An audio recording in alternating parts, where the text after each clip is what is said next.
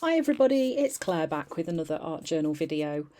Today I am playing with my new Artstacks Colourful World pack. You can get these on my website artjournallove.com or from Artstacks in Australia. You can also get hold of these as a digital download if you have your own printer at home. So this image is this lady with beautiful rainbow hair. As you know, rainbows are my jam. I love them. And I just had to create some ladies with some beautiful rainbow coloured hair in this pack. So I'm just cutting her out. As you can see, she is on cardstock. That isn't an issue though. It's still easy to work with. And it blends really nicely onto the page. So I'm just spending a bit of time fussy cutting. That is not my jam, as you know. I do often feel that's very different to doing cutout pages using a craft knife. So yeah, that's just how it is. In the pack you also get some tissue paper, which has got this lovely design on with this kind of botanical theme. The Artstacks tissue paper is beautifully thin and delicate. It melts really nicely into your page and you don't need to overbrush to get it to stick down. I'm using some gel medium to stick this into place. This is one of Dina's, I think. And I'm just going to lay that on and gently brush over the top. As you can see, it just kind of melts in to the page. You can get it so it's got no creases at all if you want, but you know, I don't mind a few creases here and there, a bit like me. A few creases and wrinkles isn't a problem. This is mineral, and I'm then going to go in with a stencil. This is one of Natalie May's, I think it's called Pebbles or something like that. I'm doing a bit of reductive stenciling. I am being gentle because I hadn't dried my page brilliantly well. And you do need to be careful not if you've got tissue underneath your layer that you're not rubbing too hard, because you will end up lifting the tissue off your page. So a bit of reductive stenciling just to get the pattern going. Then I'm using mineral and a tiny bit of black just to create a darker tone of that same colour. And I'm going to do the same thing again. I'm going to go in with my stencil and my baby wipe and just lift some of that colour off so it leaves a bit of the stencil pattern behind. So I'm starting to build up some interest on my background layer without going in with too many other things to start off with. I'm just going to pull a bit of colour down in that bottom right hand corner just so my page feels balanced as well.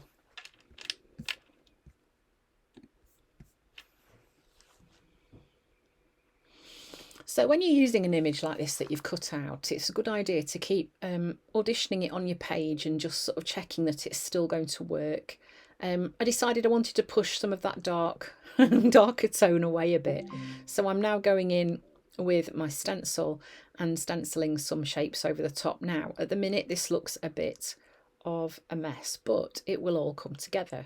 And I do often say that some journal pages go through that stage where you think, oh my days, this is a disaster. And it really isn't. You just have to keep going. Think about what it is that's missing from your page. And here it was white. It was some of that contrast that I needed to bring back. So here I'm using this Cool Mark stencil from Natalie May Scrapbooking. And just bringing in some little dots on top of all the colours that are underneath. And you can see that is starting to pull the page together. So I'm concentrating on those three areas, obviously because my image is going to go on the bottom of my page over to the left hand side. That's why I'm kind of not worrying too much about what's going on over there. So there she's going to sit there.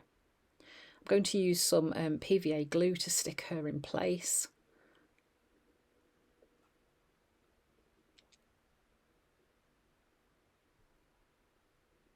And because she's got those bold colours in her hair, she's a nice contrast with the background, which is why I decided to go quite monochromatic with the colours on my background. So a little bit of stamping, there's some text and some dotty stamping, of course, you've got to do that, haven't you?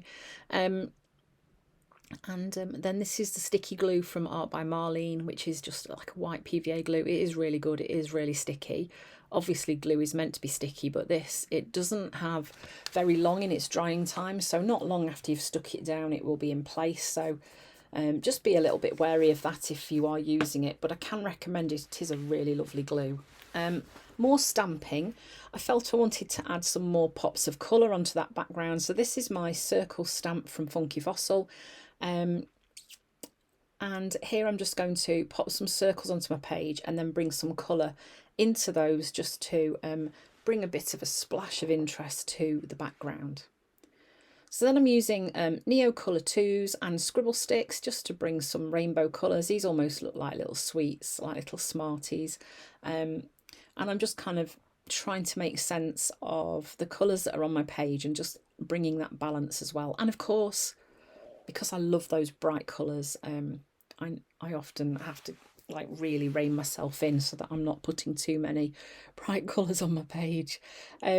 Yeah, so the Neo Colour 2s and the Scribble sticks, they are sticks of pigment. They are water soluble. The Neo Colour 2s are a lot softer and creamier than the Scribble sticks, although the Scribble sticks, you just need to press a bit harder, lay a bit more pigment down, and they will work just as well. And I tend to use both types of pigment stick in my journaling. I can't really say that I've got a favourite, to be fair. So you can see just adding those pops of colour, it then kind of pulls that page together. It makes sense a bit more, and well, to me it makes sense. I guess there will be those of you out there who were like, oh no, don't add those coloured dots, but I quite like those, and I think it just, for me, balances the page and finishes it off quite nicely. So using a large Posca pen, this has got a bullet tip on the end, and just adding some more white dots on my page. And then it's time to think about some words. So in the pack, there are lots of words and quotes in there that you can use.